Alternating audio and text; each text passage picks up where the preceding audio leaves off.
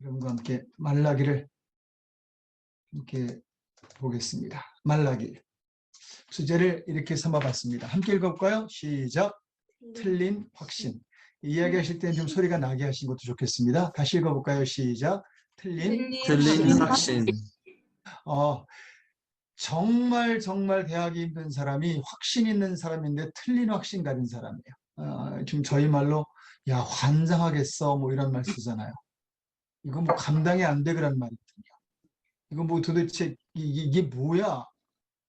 그게 틀린 확신 가진 사람과의 대화입니다. 혹시 아내나 남편이 요 틀린 확신주의자입니까?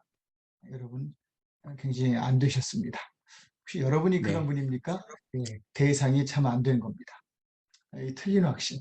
그런데 혹시 우리가 하나님 앞에서 틀린 확신자라면, 근데 더 나아가서 우리가 하나님을 생각할 때 틀린 확신자처럼 여긴다면 여러분 굉장히 곤란한 경우가 생깁니다. 하지만 마지막 저희가 틀린 확신자라는 건 인정하겠는데 혹시 하나님을 틀린 확신자로 대하지 않으셨나요? 라는 말에 그랬을 수 있어 라는 생각이 들지 않으시나요? 그럴 수 있습니다. 오늘 말라기는 바로 그러한 부분들을 우리에게 정확히 알려주려고 하는 책입니다. 그리고 구약 전체는 바로 이 이야기입니다. 이스라엘 백성이 잘못하면서 잘못한 게 아니라 잘못된 걸 알고 잘못한 게 아니라 잘못된 걸 잘못된 걸로 여기지 않고 그 행동을 했다는 데 문제가 있는 거죠. 여러분 사람은 생각보다 선해서요.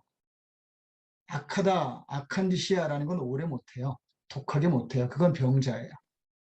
심리학적으로 그건 병든 사람입니다. 건강한 사람은요. 웬만하면 못되게 굴지 못해요. 어느 정도 하다가도 혼자라도 뉘우칩니다. 아니면 가서 뉘우치고요. 고백도 하고요. 그게 사람인데 이스라엘 백성이 몇 천 년 동안 하지 말라 하는 걸 계속해요. 왜 그럴까요? 이것 때문입니다. 말라기가 그것을 지적하고 있죠. 자, 말라기 한번 주변 상황을 봅니다. 저자는 말라기죠. 그럴 겁니다. 늘 제가 선지서에서 그럴 겁니다라고 말씀드리는 건 사실 선지서는 누가 썼는지 확신이 없는 경우가 되게 많아요. 그래서 일단 나와 있는 사람으로 제일 큰 확신, 한 70%의 확신은 그 제목의 이름을 가진 그 인물입니다.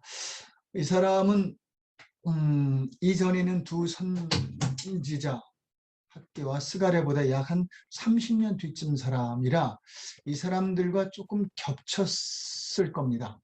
그래, 그분들이 연세가 좀 드셨을 때 젊은 선지자로서 막 그 활동을 시작했든지 아니면 훈련을 받을 때였든지 아니면 두 분에게 깊은 영향을 받았을 수도 있습니다. 그랬겠지요?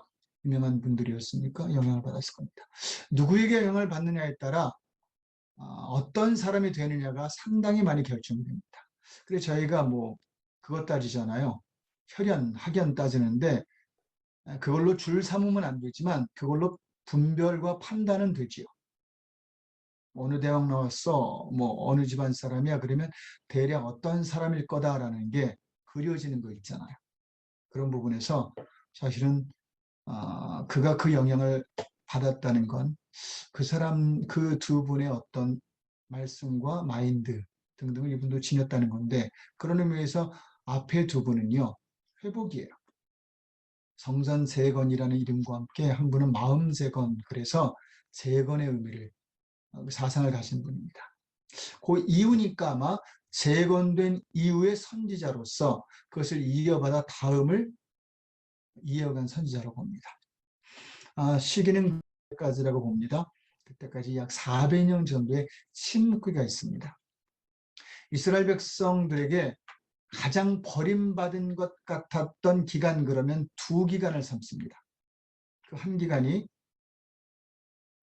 애굽의 400년이고요. 두 번째가 말라기에서 마태복음 전까지 400년입니다. 이때까지는 특히 이 말라기에서 마태복음 때까지는 400년 동안 하나님이 한마디도 한 기록이 없습니다. 어디에도 기록을 찾을 수가 없어요. 안 하셨다고 그래 보는 겁니다. 하나님이 침묵한 이유가 있으실 텐데 그건 잘 모르겠습니다. 이유는. 하지만 보통 이스라엘 백성들을 준비시키고 그들의 마인드를 바꿔주고 문화를 형성하기까지 기다리는 기간이 40년 혹은 400년 정도로 이스라엘 사람들은 숫자를 삼습니다. 그래서 꼭 여기에 맞추는 숫자 맞춤 놀이를 해서는 절대로 안 됩니다. 그런데 되게 그들에게 긴 기간으로 아마 하나님이 이 백성들에게 놔둔 기간, 기회를 주는 기간 중에 최대 기간으로 보면 바로 400년 되겠습니다. 그러니 이때가 기회였는지 아니면 도저히 안 되겠구나, 놔둬야지, 벌준 기간인지 아니면 다음을 위한 스텝으로 좀 놔둔 기간인지 모르나 400년간의 침묵기가 있고요. 이스라엘 백성들은 하나님의 음성이 없어서 이제 어마어마한 문제를 야기시킵니다. 가장 암흑기였거든요. 왜요? 신의 간섭과 말씀이 없는 것 같으니까 지멋대로 살기 시작한 거죠. 바로 그때쯤 예수님이 오시는 겁니다. 말라기에서 가장 중요한 말이라면 이 말입니다. 한번 읽어볼까요? 시작. 해 뜨는 데부터 해지는 데까지. 해지는 데까지. 예, 이거 찬양도 아시죠? 이 찬양보다 율동이 더 생각나요. 해지는 데부터 해지는 데까지. 뜨는 데. 이 찬양을 정말 수천 번은 부른 것 같습니다. 예전에. 초기 복음성가예요. 이거 메들리가 있었죠. 이거 다음에 무슨 노래 마지막 곡이 할렐루야로 끝나죠. 할렐루야 기억나십니까? 그런 찬양들이 있었죠. 이건 창세기에 주어진 하나님의 비전입니다. 이건 제자를 세워놓고 다시 한번 선포한 창세기 1장의 선포인 1장 8절 사도행전의 선포와 똑같습니다. 해 뜨는 데서 해지는 데까지. 어디까지죠? 이 범위가 어디입니까? 전부예요. Everything, everywhere, everybody 뭐 이렇게 말하나요? 모든 사람들, 모든 것, 모든 것, 그 다음에 매사 등등을 의미합니다. 여기에서 주 이름이 찬양받아야 돼요.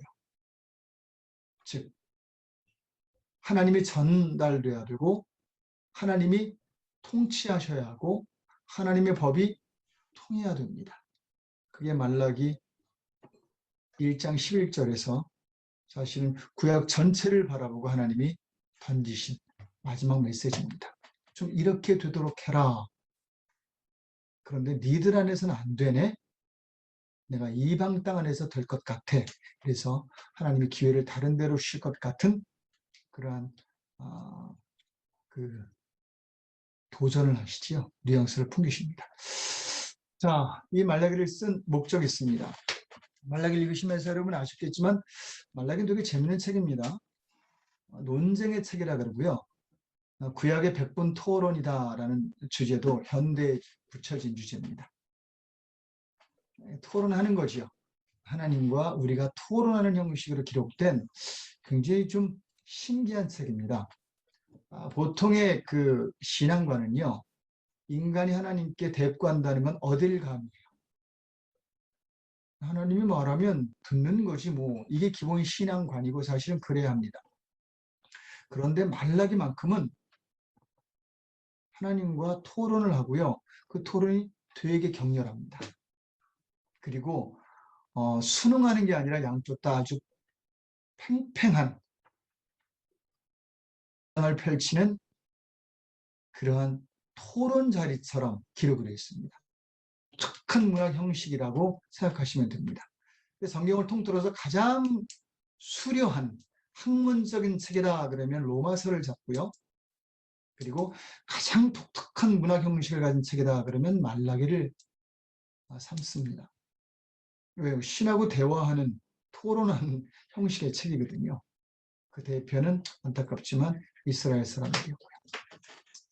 하지만 그 토론 내용을 통해서 아주 중요한 우리의 문제를 지적하고 그리고 그것이 그것 때문에 너희가 이렇게 됐었어.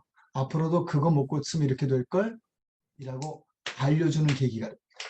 그래, 저는 말라기 하면 이 생각이 제일 납니다. 이거예요. 이게 뭔지 아시죠? 예, 바로 시력교정이지요. 제가 처음에 안경을 썼을 때가 생각이 나요. 눈이 나쁜지도 몰랐는데 제가 눈을 이렇게 가늘게 뜨고 찌푸리고 보는 걸 누군가 보고 눈 나쁜가 보다 그래 처음 제가 눈 나쁘다는 걸 그때 알았어요. 그리고 안경점을 갔죠. 갔는데 그걸 찾았는데 찾지 못했습니다. 이렇게 끼었다 뺐다 하는 그 안경 교정하는 그 안경을 씌워주더라고요. 그리고 하나하나 씌워주는데 깜짝 놀랐어요. 무슨 말인지 아시겠죠? 오, 이게 이랬어? 라는 게 그때 깨달아지더라고요. 그때 제가 안 건요. 아, 난 제대로 못 보고 살았구나. 라는 사실이었어요. 그런데 저에게는 그 이전까지는 사실이 아니었습니다. 여러분, 잘 보이지 않으면 어떤 현상이 일어나는 줄 아십니까? 혹시 답해 보시겠어요? 잘 보이지 않으면 나타나는 현상. 뭘까요? 내 생각대로 하는 거. 예, 가장 대표적인 겁니다. 멀리 있는데 누군지 잘 몰라요. 뭔지 잘 몰라요.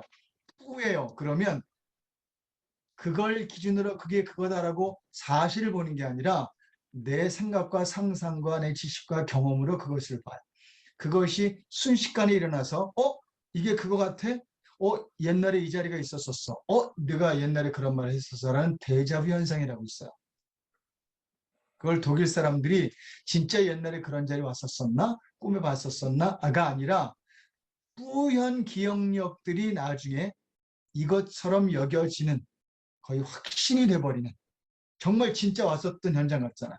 네가 그때 이렇게 얘기했어. 나 여기 왔던 것 같아. 그럴 리가 없지요. 그런데 그게 시력이 교정 안 된 사람들이 자기 생각에 의해 상상하듯 그래 이거 나 옛날에 봤었어. 처음 본 건데도요. 뿌여니까 겹치는 거죠. 그래 자기 경험으로 하나님 말씀도 해석하게 되고 또 자기 생각으로 하나님의 뜻도 적용하게 되고요. 해석하게 되고요. 그런 자기 중심의 자기 생각에 의한 판단들이 됩니다. 즉 내가 기준되는 거죠. 아담이 타락했다 죄를 졌다가 바로 하나님 기준에서 내 기준이 됐다라는 거거든요. 그 하나가 그렇게 무서워요. 저는 말라기의 기록 목적을 안목 교정으로 잡아봤습니다. 시력 교정이지만 안목 교정이죠. 퍼스펙티브의 우리의 마인드의 교정입니다. 그동안 알고 있었던 거 이게 아니었구나. 확신했던 거 이거 정말 나 큰일 날 사람이었네. 이거 깨닫게 하는 거죠. 나 맞다고 생각했는데 아니었네. 심지어 하나님이 틀렸다고 생각했네 내가 이런 것들이요. 그것을 보게 될 텐데 아주 적나라하게 보게 되는 또 보게 하는 책이 이 책이 될 겁니다. 그래 사실 말라기를 보면 두 가지 중 하나를 한다 그래요. 회개를 하든 하나님을 떠나든. 그게 신학대학에서 농담 삼아 하는 말입니다. 말라기를 보게 되면 회개하게 되든 고집을 피우게 되면 하나님 떠나는 거지. 둘 중에 하나가 된다. 아주 되게 정확한 도전을 준 책에 속합니다. 하지만 일단 안경을 써보면 밝게 보이기 시작할 겁니다. 안목교정이라는 주제를 가지고 있습니다. 여러분 저희 그 제자훈련 처음 들어갈 때 BTC 10강의 그 주제가 뭔지 아시죠? 시력교정입니다. 말라기에서 가져온 주제입니다. 잘못 알고 있는 거 좀 제대로 보자 그거죠. 느낌으로 내 생각을 해석하지 말고 제대로 해석하자 그거죠. 자 그러면 개요를 봅니다. 먼저 나왔군요. 말라기에서는 굉장히 재미있는 구성을 우리에게 보여줍니다. 보통의 선지서들은요. 누가 잘못했다? 그래 하나님이 벌했다. 누가 잘못했다? 하나님의 진노에 그래서 그런 꼴을 당하게 했다. 누가 어떤 잘못을 했다? 그래서 하나님이 이리 했다. 이게 선지서의 보통의 구상입니다. 그리고 문학 형식이에요. 그래서 어떤 책은 시적으로 썼고요. 어떤 책은 수필적으로 썼고 어떤 책은 역사적으로 기록을 합니다. 그런 책들이 각각 있죠. 그런데 요나서나 몇 권을 제외한 특별히 이 말라기서는요. 그런 기록을 하지 않아요. 그런 기록을 하지 않고 먼저 하나님이 발제하십니다. 그럼 논문 발제 뭐 이런 거 있죠. 주제를 말씀하세요. 야 이거 이래. 그러면 사람들이 말해요. 그 반응을 합니다. 그 반대의 반응을 해요. 책 내용이 그렇습니다. 그러면 하나님이 진짜? 그리고 진짜 왜 그런지 네가 만든지 내가 만든지를 설명해 주세요. 그리고 잊지 않으시는 게 희망을 주세요. 중간중간. 그러니까 바꿔야지, 고쳐야지, 제대로 살아야지 이 형식입니다. 그렇게 토론의 형식으로 나중에 교훈의 형식으로 끝나는 아주 독특한 문학 형식인데 크게 어떤 신학자들은 6가지를 토론한다. 그래 6번의 토론을 기록한 책이다라고 말하지만 제가 본 성경에선 총 4개의 토론을 합니다. 4개의 주제로. 그런데 실상 토론의 내용은 5개예요. 다시 말하면 첫 번째 한 가지를 중심으로 그래서 이걸 갖고 4가지를 나누게 됩니다. 총 5개의 토론을 하게 되지만 전 4개의 토론으로 구분합니다. 큰 주제 아래 4개의 토론이 있는 거죠. 그런데 형식은 되게 똑같아요. 자, 그런 의미에서 첫 번째 큰 주제가 되는 토론의 주제입니다. 앞으로 이 주제를 갖고 이 형식을 갖고 또 이것의 기준을 갖고 나머지 토론을 하게 되는데 즉 다시 말해서 이런 겁니다. 1장 1절에서 5절 내가 너 무진장 사랑했어 이렇게 말해요. 그랬는데 사람들이 뭐라고 답하냐면요. 땡큐, me too 뭐 이래야 되잖아요. 그죠? 근데 보통 그 남녀가 이렇게 뭐 사랑 고백할 때 남자가 나 당신 사랑해 그러면 여자가 고마워 뭐 이렇게 말할 때도 있으나 진짜 이렇게 말하는 경우 많고요. 더 나가면 근데 왜 그래 이렇게 말하기도 하고요. 그 다음에 더 나가면 이쯤 여자는 무슨 가방도 있다는데 이렇게 실질적으로 나가죠. 의심이 되는 거예요. 그 의심은 자기 기준 때문이에요. 그가 날 사랑한다는 그의 기준이 아니라 내 기준에서 의심이 들어가는 것이 아니라고 생각되는 겁니다. 그게 첫 번째 이제 토론의 시작이었어요. 큰 토론의 주제를 시작하는데 내가 널 사랑해 그랬더니 진짜요? 라고 답을 합니다. 이제 그 이야기를 여러분과 함께 하게 될 텐데 그 이후에 4가지 주제로 토론하게 됩니다. 너 날 공경하지 않았구나. 언제요? 너 내 길에서 벗어났어. 제가요? 너 내 돈 훔쳤어. 정말요? 내 사역을 훔쳤어. 방해해서 그 말과도 똑같습니다. 마지막으로 날 대적했네. 그랬더니 무슨 말이에요? 이렇게 반문합니다. 앞에 있는 것들은 하나님의 말씀이고 뒤에 있는 것들은 사람들의 반문인데 여러분 뒤에 있는 진짜요부터 무슨 말인지요를 보면 어떤 느낌이 드십니까? 이게 말라기에 다예요. 어떤 느낌이 드시죠? 한번 뮤트를 끄고 말씀해 하셔도 됩니다. 느낌이요. 진짜요? 언제요? 제가요? 정말요? 무슨 말인지요? 이 말씀들을 제가 축약해서 쓴 겁니다. 배신당한 느낌. 배신당한 느낌. 그러면 이제 하나님께 배신당한 느낌이라는 거죠. 예. 그 다음에 억울한 느낌이요. 그 다음에 그럼 누가 봐도 진심 아닙니까? 이게 정말 하나님이 참을 수 없는 우리의 태도예요. 이게 진심이에요. 아담이 진심이었을까요? 진심이었어요. 악한 영이 우리 마음속에 주는 마음은 악한 영이 이건 가짜인데 네가 주장해 이렇게 안 해요. 그걸 진짜처럼 여기기 위해서 악한 영이 우리에게 접근해서 우리와 대화할 때 쓰는 대화법이 있는데 미혹법이에요. 그래서 악한 영의 최고의 언어의 능력은 미혹어입니다. 무슨 말인지 아시겠어요? 미혹. 미혹이 무슨 말입니까? 헛갈리게 하다. 진짜를 가짜로 여기게 하고 가짜를 진짜처럼 여기게 하다. 틀린 확신을 주는 거죠. 근데 문제는 진리가 틀렸다고도 생각하는 거예요. 굉장히 억울해 보이죠? 아주 이런 태도라면 밤샘으로 토론을 해도 결론이 안 나죠. 이런 주제로 부부가 싸우면 결론이 안 나죠. 지쳐서 끝나는 거죠. 집사람과 제가 결혼 초기에 이제 그 해질 때까지는 분을 풀자 뭐 그랬는데 한번 해주고 나서 싸웠어요. 어떡할까? 그때 잠들기 전까지 풀자. 그래서 새벽 6시까지 싸웠는데 나중에 제가 그냥 그래, 내가 잘못했어. 잘못해서 잘못했다는 게 아니라 그냥 너무 피곤해서 이제 그냥 끝내자 이러고 제가 지기 시작했는데 그게 습관이 돼서 지금까지 제가 계속 지고 있습니다. 그때 그러지 말걸. 그렇다고 제가 마음으로 확실히 회개했어. 그건 없는 거거든요. 그러니 얼마나 억울하겠어요. 무슨 말인지 알겠어요? 기독교인들이 그런 마음으로 신앙을 해요. 하나님 회개하라 그래서 하는데 밀려서 하는데 내가 못 사니까 좀 축복받으려 하는데 진짜 억울한데 이런 생각으로 신앙을 합니다. 무슨 말인지 아시죠? 그 얘기들이 이제 펼쳐지고요. 이 주제 하나하나는 사실은 구약부터 신약까지지만 일단 말라기 전까지의 주제들인 걸 아셔야 합니다. 하나님이 나 사랑하셨나? 내가 하나님을 제대로 대하나? 하나님의 뜻대로 사나? 하나님이 주신 걸 내가 제대로 쓰나? 내가 하나님과 정면 대결을 하진 않나? 이게 구약에서 하나님이 이스라엘 백성들을 지적하거나 혹은 주신 교훈들의 내용이에요. 그리고 인간들이 가장 억울해했던 하나님의 질문이기도 합니다. 그걸 말라기가 딱 묶은 거지.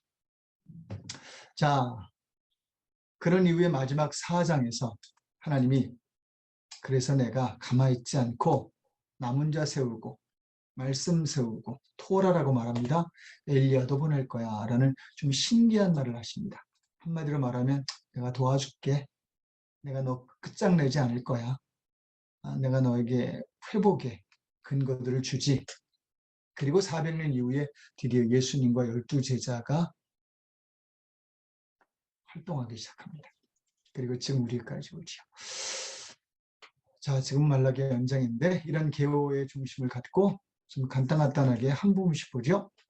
먼저 1장 1절에서 5절 전체적인 주제인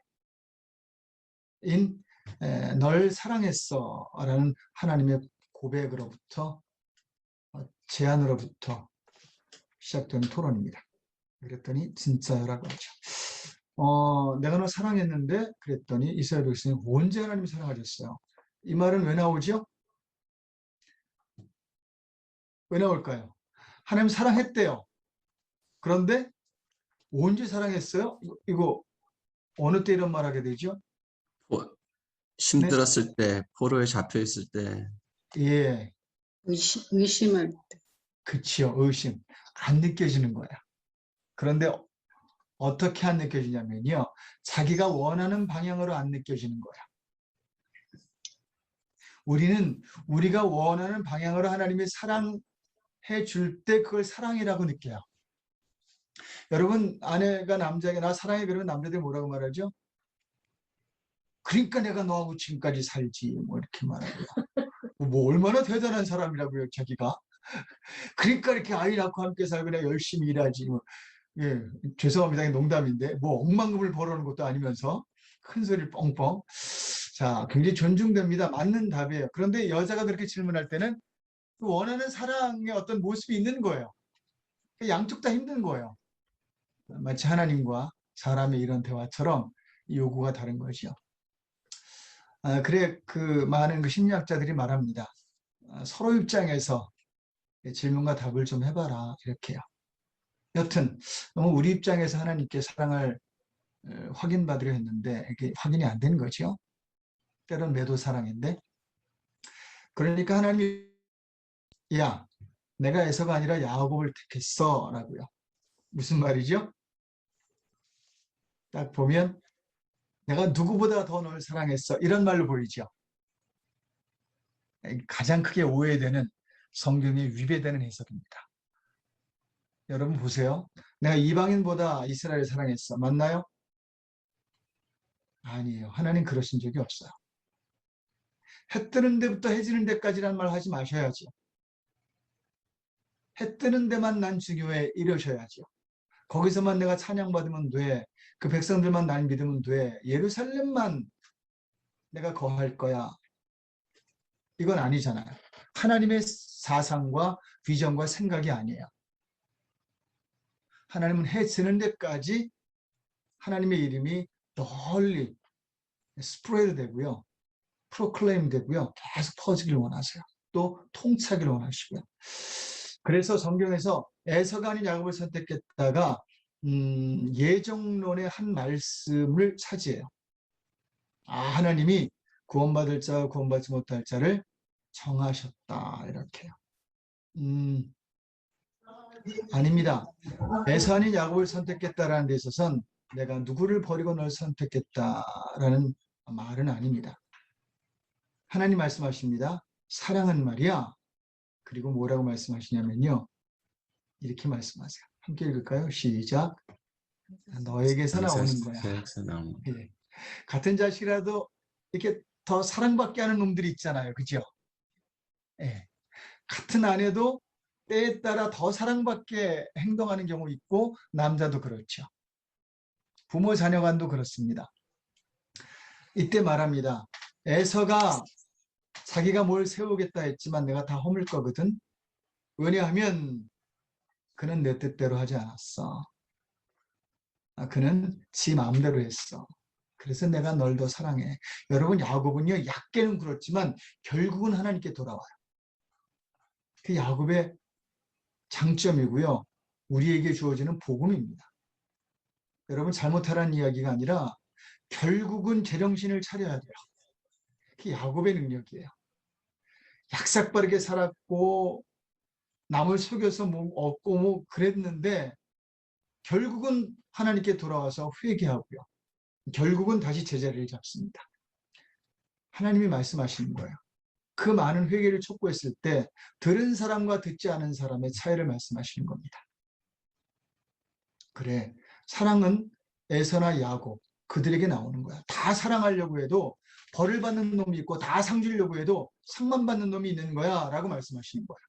근본적인 사랑이 둘에게 없다는 이야기가 아니라 여러분 공부 안 하면 점수 안 나오는 거잖아요.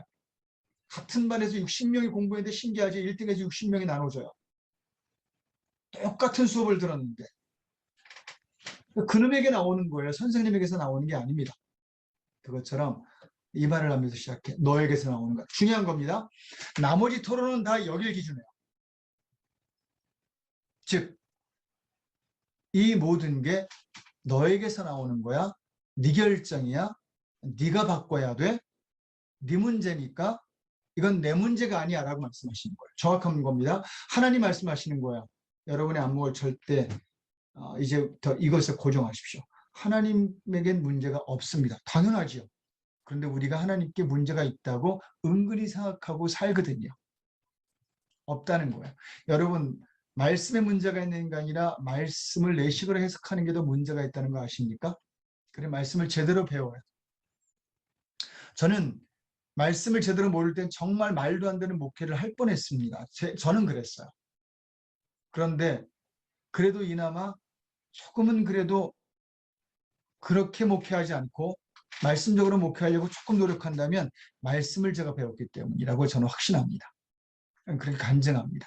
말씀을 제대로 배우는 게 내 자식을 제대로 키워내는데도 아주 중요한 부분이 됩니다. 여러분, 주님 말씀하는 겁니다. 하나님이 내가 틀린 게 아니라 네가 틀렸어. 널 교정해야 돼. 이게 이제 나머지 내용인데 한번 그 내용들을 하나하나 보도록 하죠. 자, 첫 번째입니다. 1장 6절에서 2장 9절까지 널 공경하지 않았구나 라고 지적하십니다. 달째하지요. 그랬더니 언제요? 질문을 해요. 반문을 하죠. 그러니까 하나님이 이렇게 말씀하세요. 야, 너희들 나한테 무슨 제물을 드렸는지 알아? 이렇게 질문하세요. 무슨 제물을 드리죠? 혹시 정리되신 분 계십니까? 이런 제물은 안 됩니다. 병든 재물, 그다음에 쓸모없는 재물, 그다음에 마른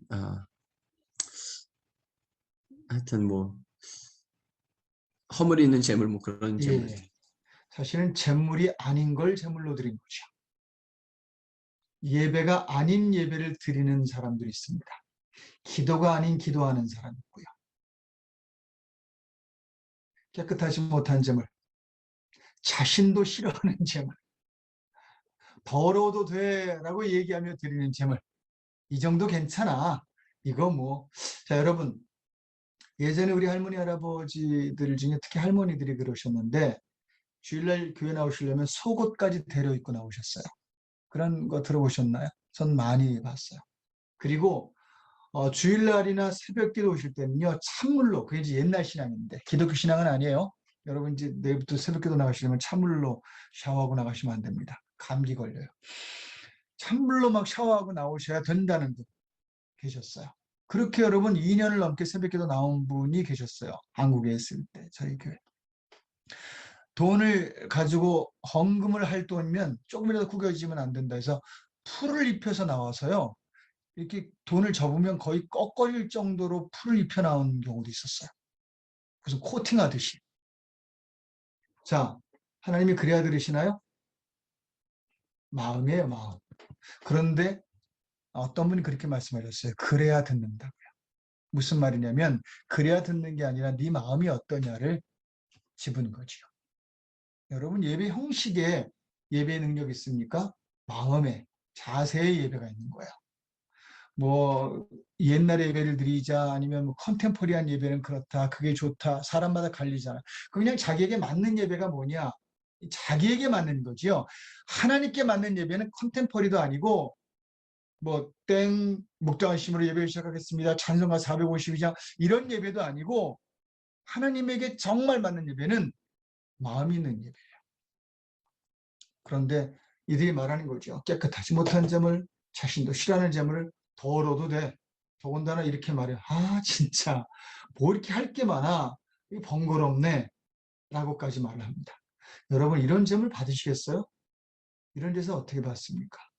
여러분 그냥 하는 말입니다. 주일날 아침 어떤 태도와 어떤 마음으로 하나님께 나오십니까? 아, 뭔 주일이 이렇게 자주 따라와? 이런 생각이 드십니까? 여러분 교회에 뭔 예배는 이렇게 많아? 그런 예배들이 그러니까 예배가 많으면 그 말 하지 마시고 몇 개 정하시고 그것만 정성스럽게 나가시더라도 그렇게 보진 마세요. 번거롭네. 특히 여러분 구약은 더 그랬습니다. 한번 제사 드리려면 진짜 번거롭거든요. 이 말 할만해요. 그런데도 이것 갖고 하나님이 너 나 공경하지 않았구나. 너 나 함부로 대하지 말씀하세요. 제가 이걸 보고 알게 됐어요. 여러분 우리 신앙을 제대로 하지 않잖아요. 그럼 하나님 입장에서 공경받지 못한다는 생각을 하게 된다는 거죠. 하나님 공경하려면 어떻게 됩니까? 존중하고 리스펙트하고 하나님 디절브 하십니다. 라고 그분을 대하는 태도는 신앙사라는 거예요. 예배 제대로 하는 겁니다. 쉽지요? 날마다 말씀 잘 보는 겁니다. 기도하는 거고요. 제가 왜 제자 훈련하면 기본 생활, 말씀 보고 기도하는 걸 그렇게 점검합니다. 공경하자는 거예요. 그 훈련하는 겁니다. 여러분 성경에서 제일 아주 그 엄청난 이야기가 나오는데 이걸 이제 우리나라 사람들이 봤나 봐요. 2장 3절인데 너 이거 얼굴에 똥 칠하는 거야. 이 말이 나와요. 분을 칠한다 나왔지만 원문에 보거나 그리고 쉬운 성경에 보면 아예 이 단어로 나와요. 야, 니들의 얼굴에 똥 칠하는 거야. 내 얼굴에 똥 칠하는 거야. 이 말이 나와요. 이게 여기 나오는구나 보고 제가 깜짝 놀랐습니다. 여러분 예배를 하는 사람에게 하는 말입니까? 안 하는 사람에게 하는 말입니까? 주목해야 돼요. 그렇다고 이렇게 적용하시면 안 됩니다. 아유 저럴 바에야 예배를 하지 말아야 되겠다. 이렇게 적용은 정말 문제죠. 그건 죽겠다는 얘기니까요.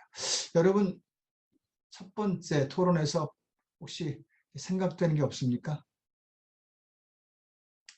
가인과 아벨의 제사지요. 여러분 가인과 아벨의 제사를 제2의 아담 사건이라고 지칭합니다. 아담이 하나님 앞에 잘못해서 크게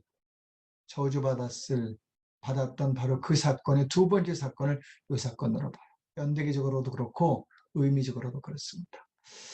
여러분 예배하는 자에 대한 이야기입니다. 하나님 공경하시나요? 뭐라고 답하시겠습니까? 두 번째입니다. 이제 주님 말씀합니다. 야 되게 민감한 건데 너 내 돈 훔쳤어 라고 말합니다. 그랬더니 사람들이 정말요? 그래요. 자 주님의 돈이 뭐지요? 11조와 헌물이라 그랬습니다. 어떤 사람은 11조와 나머지 돈 이렇게도 보고요. 11조와 약속한 헌물이라고도 봅니다. 여튼 하나님 것을 의미합니다. 내 것을 훔칠 수는 없죠. 내 거니까. 그건 내 거예요. 그러나 하나님 것을 내 것 삼으면 도둑질이 됩니다. 정확히 이곳에서 말합니다. 너희가 내 것 훔쳤어? 그랬더니 백성들이 말하죠. 정말요? 저희가 언제 그랬어요? 라고 질문합니다. 2장 9절로 17절 설명만 드리겠습니다.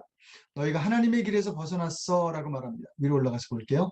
이걸 제가 놓쳤군요. 예, 이 두 번째 부분입니다. 여기요. 너희가 내 길에서 벗어났어 라고 말해요. 그랬더니 이 백성들이 제가요? 라고 말해요. 자, 내 길에서 벗어났어. 이걸 뭘로 봅니까? 보니까 13절에 2장 13절에 이렇게 말합니다. 니들 재물 안 받아. 왜냐하면 너희가 우상을 섬기고 이방 여인과 혼인도 하고 네 마음대로 이혼도 하고 해. 무슨 말이죠?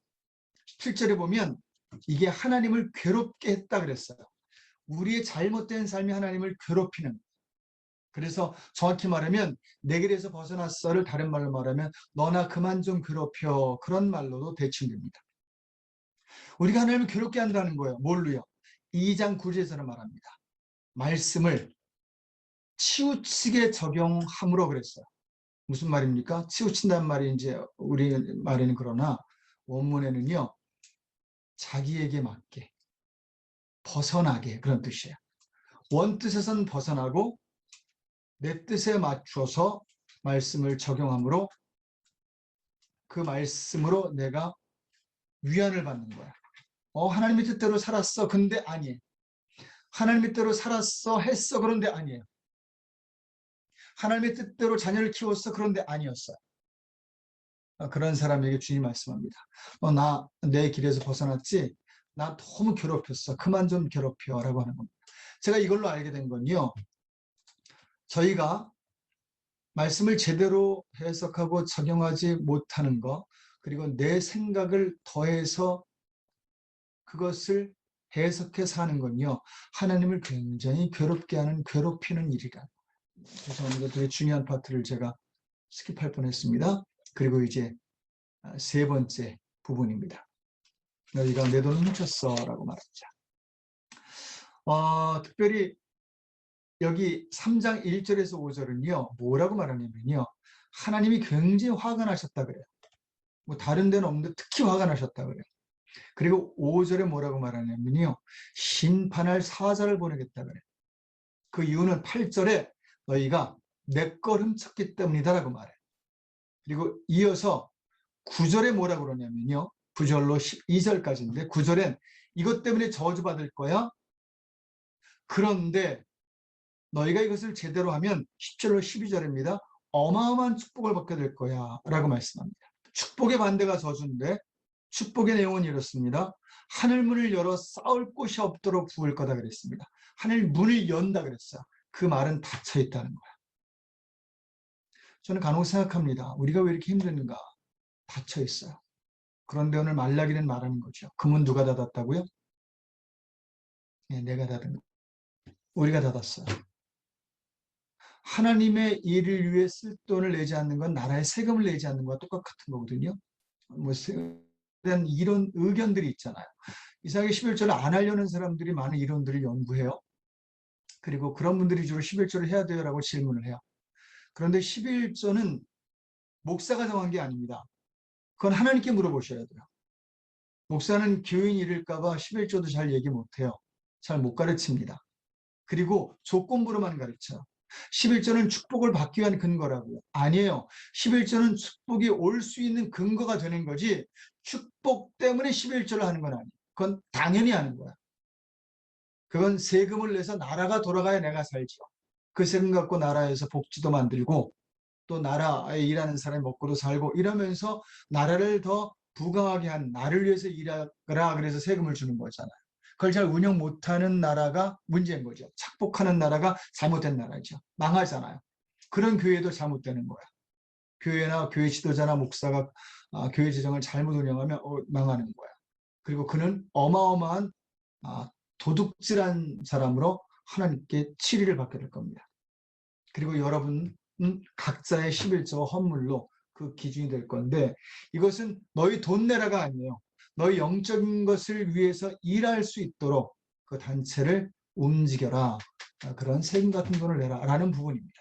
그래서 이 부분은 하나님이 여러분에게 정한 거지만 여러분의 것을 뺏는다든지 여러분을 가난하게 하기 위한 게 아니에요. 자, 참고로 해보죠. 여러분, 11절 하면 내가 더 부하게 됩니다. 맞습니까? 여기 성경에 있잖아요. 그죠? 왜 그럴까요? 한번 이유를 말씀 보시겠어요?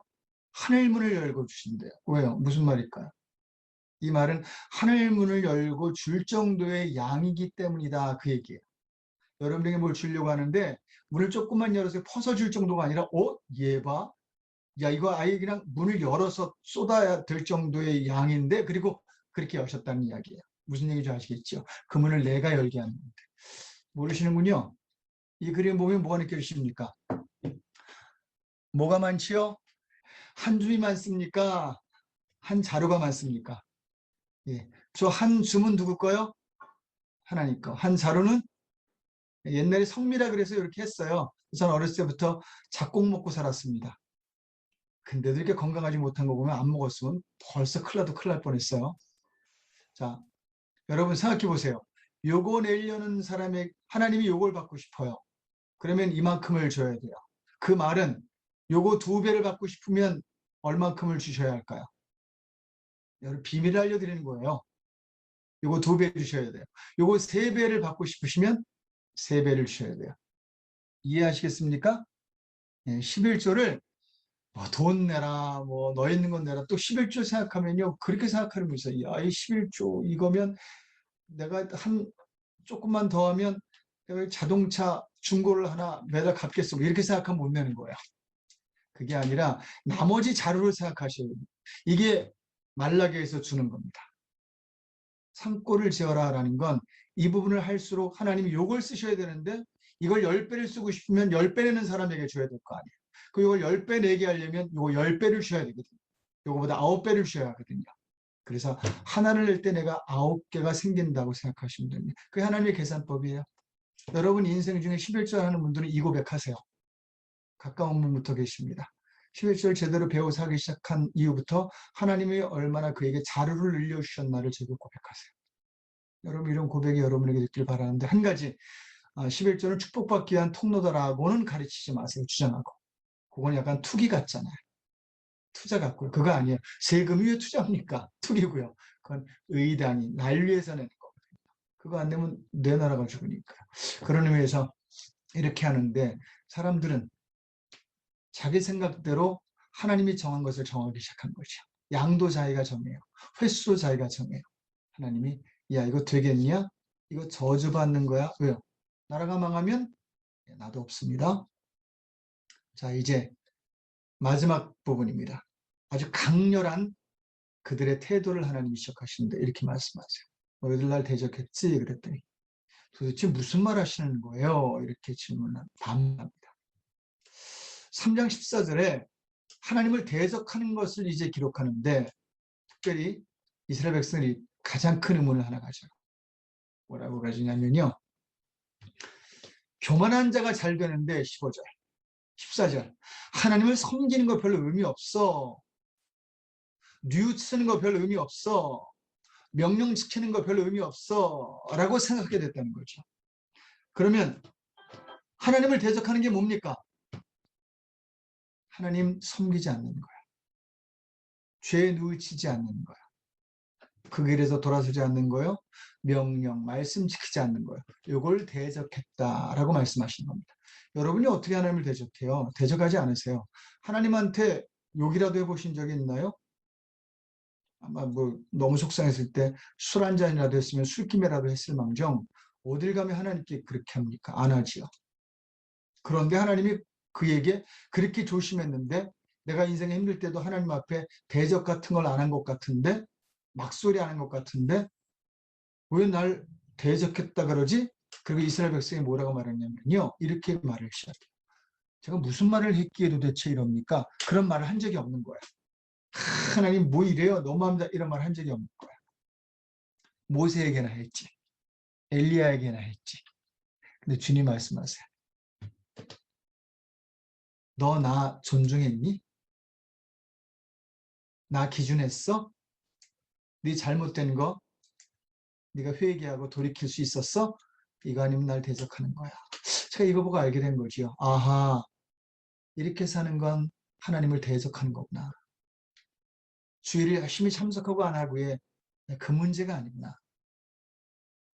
여러분, 말라기는 3장 16절에서 18절에 놀라운 책 하나를 소개합니다. 바로 하늘의 책이에요. 그러면서 말합니다.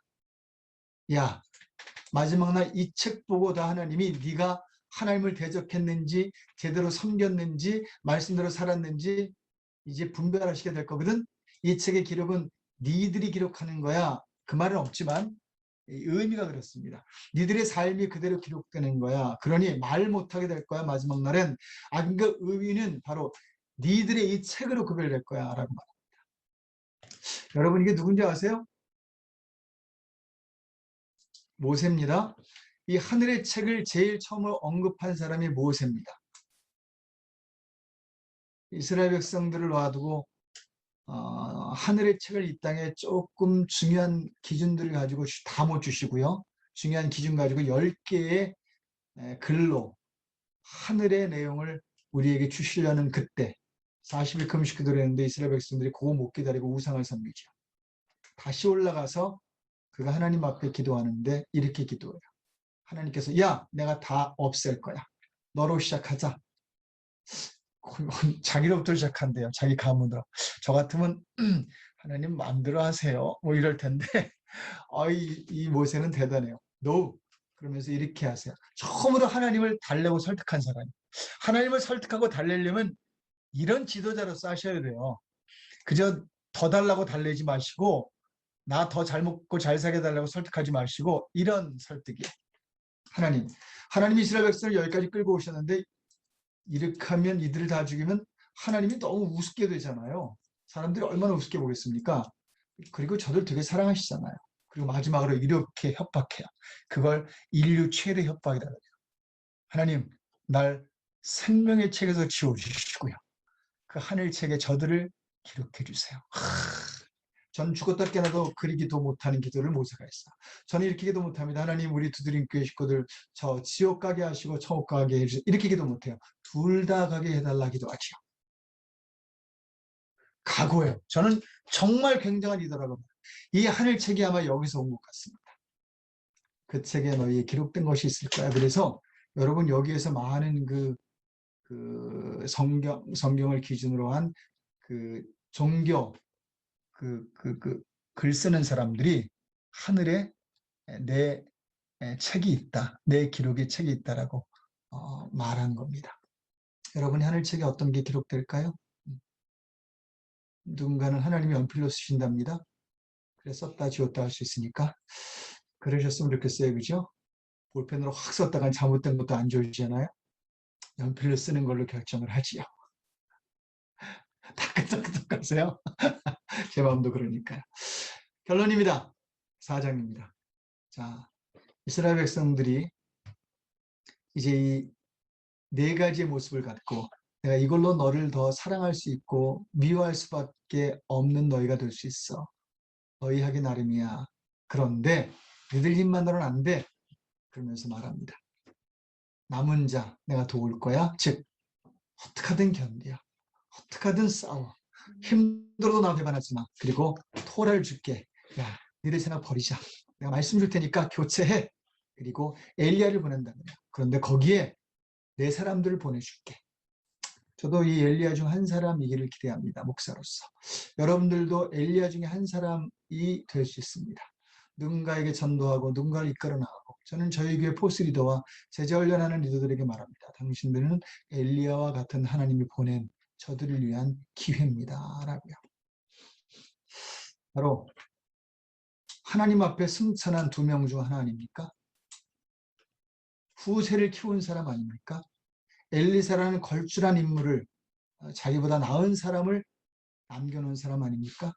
그래야 합니다. 이들을 향한 하나님의 마지막 기도는 이거라고 말씀하십니다. 읽지요. 시작. 해 뜨는 데부터 해지는 데까지 내 이름이 높아지길 원한다. 내 이름이 알려지길 원한다. 찬양받길 원한다. 온 세계 사람들이 시간 될 때마다 나에게 다가오고 찬양하고 그리고 그들이 날 공경하고 내 길에서 벗어나지 않고 내 것을 훔치지 않으며 날 대적하지 않으므로 내가 마음껏 사랑할 수 있는 민족 사람들이 되는 날을 기대한단다. 이게 주님의 마지막 결론입니다. 이제 이 말라기가 여러분에게 전달됐습니다. 이 말라기를 놓고 제가 함께 기도했으면 합니다.